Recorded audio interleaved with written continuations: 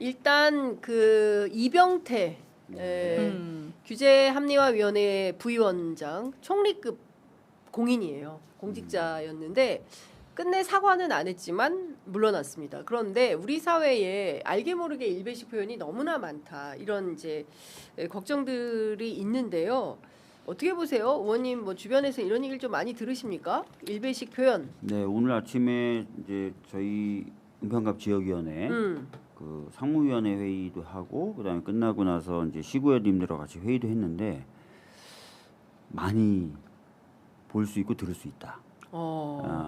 상당히 많이 퍼져 있다. 이런 네. 얘기들을 저도 들었습니다.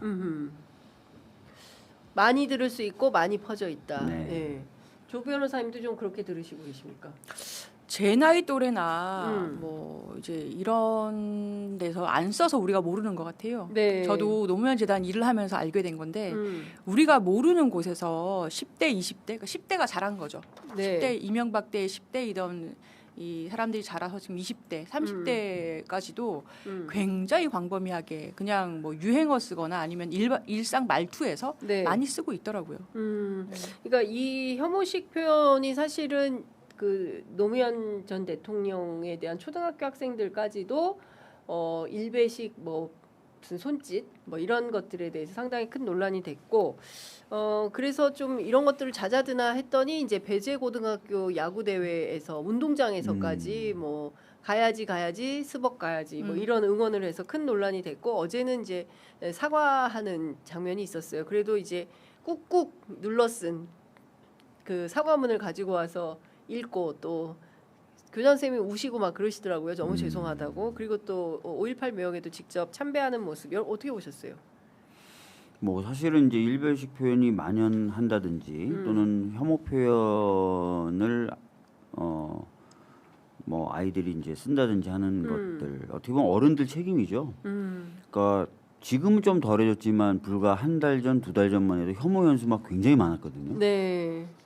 그런 거라든지 또는 여러 가지 예. 뭐 혐오적인 표현에 대해서 예. 어른들이 제대로 이제 제지를 안 하거나 또는 뭐 교육이 조금 부족했거나 그런 상황으로 봐야 될 것 같고요.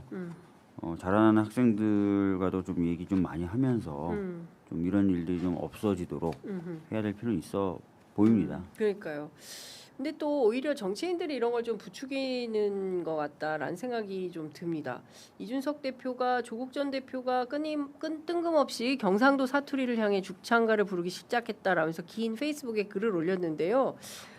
앞서 저희 박지원 대표께서는 조국 대표 외로운 모양이다. 왜 이런 걸 가지고 논쟁을 하느냐라고 비판했어요. 그러니까 이를테면은 그 MBC 경남 김현지 PD가 처음에 올린 그 아이돌 스타의 표현을 가지고 무섭노 이게 노가 이제 일배식 표현이다라는 거예요. 근데 무섭노 이런 경상도 말인데 그 이 가수 자체가 또 경상도 출신이라고 하더라고요. 그래서 이게 일배식 표현이냐 그렇지 않다 뭐 이런 비판이 있어요. 어떻게 들으셨어요, 조 변호사님?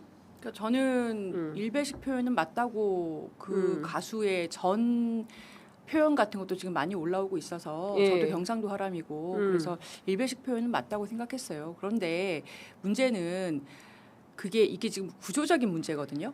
그러니까 일배식 표현 자체가 굉장히 광범위하게 많이 쓰이고 있고 그 일반 그 청소년 시절부터 해서 지금 청년이 됐을 때까지 일배 문화가 만연해 있는 게 우리 지금 구조적인 문제인데 개인에게 마치 이 문제 이제 너가 이제 책임져야 돼.